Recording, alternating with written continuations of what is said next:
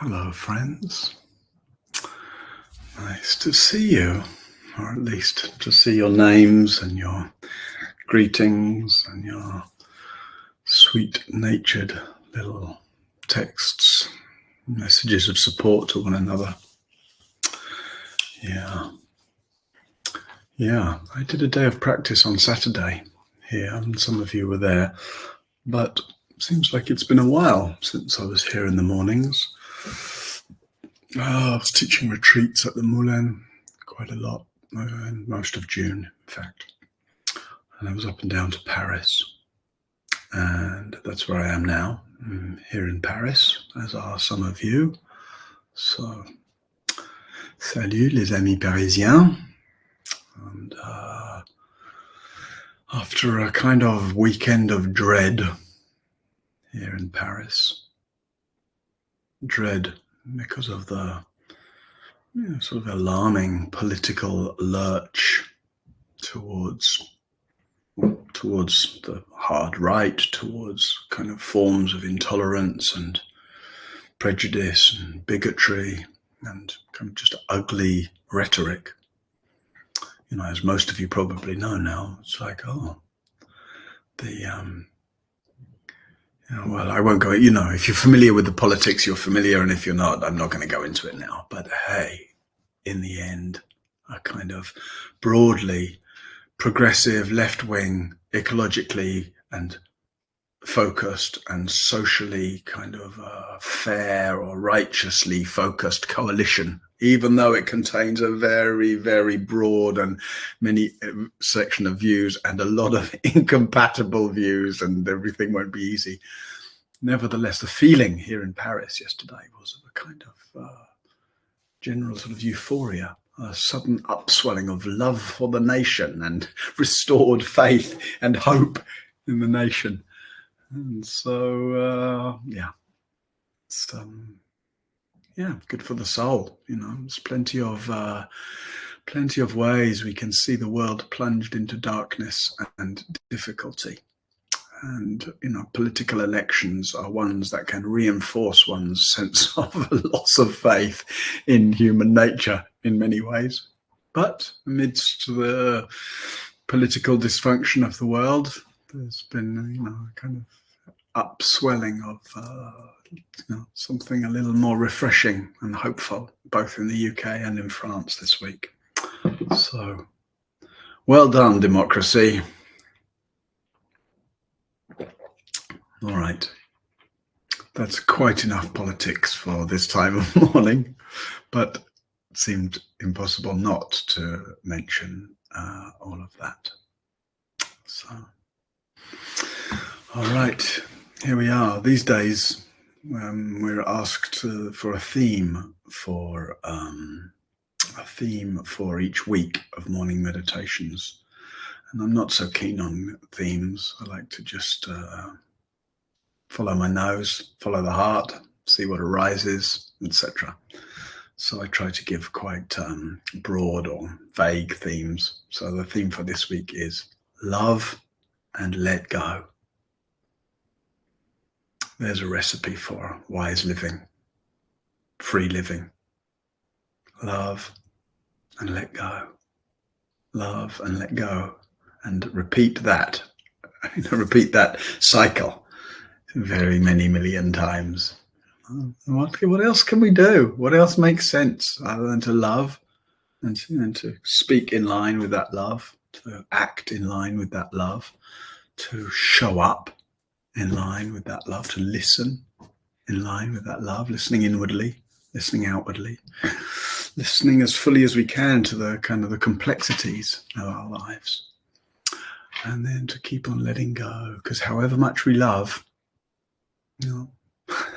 however much we love, life nevertheless fails to conform to our wishes and preferences and hopes and insistences. So keep on showing up and loving, and you keep on letting go and dropping one's need for things to be a certain way, which is most essentially, the need for oneself to be a certain way, or the frustrating and futile need for others. You know, if only you were a certain way, then I would feel better. Wow, that's precarious ground on which to base one's well-being.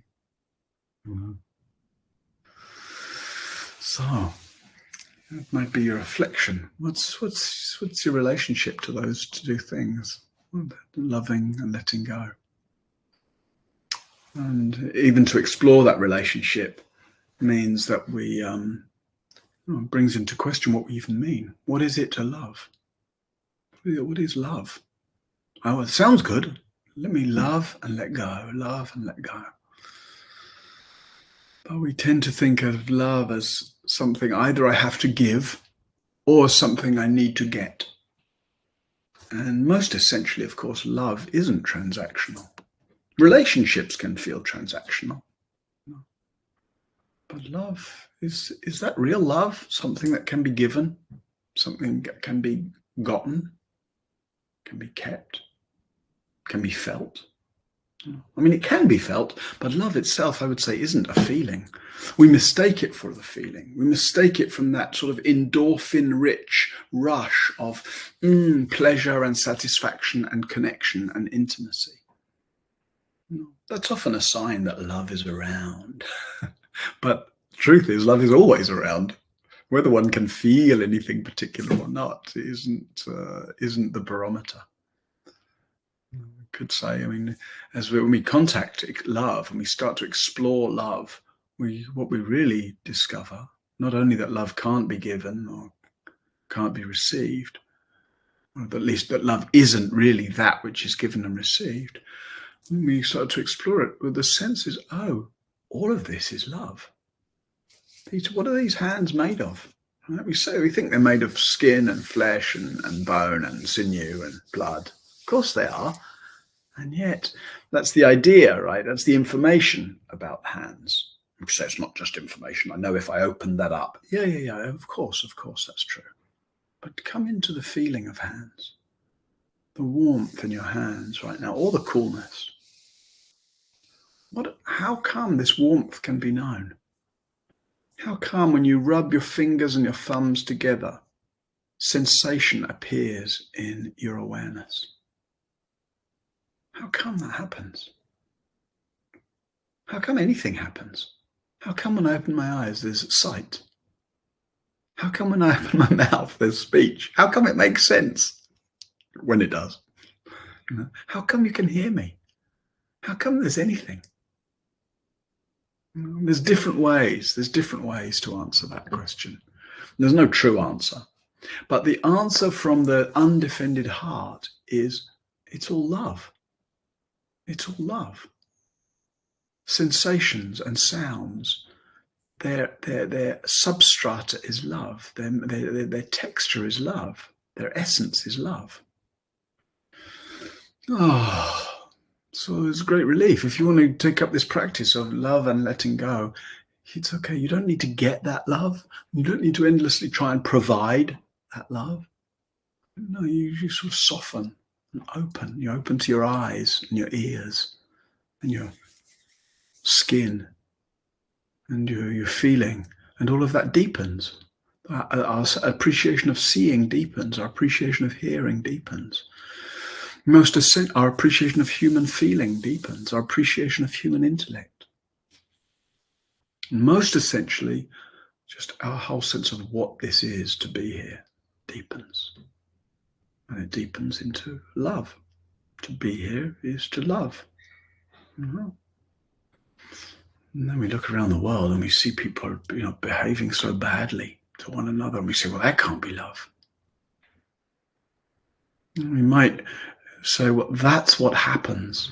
All the shit that we see playing out, all the ways people behave appallingly to one another, all the ways you and I can behave badly to one another, just through impatience or a harsh word or whatever it is, all of that arises out of our failure to see that all this is love.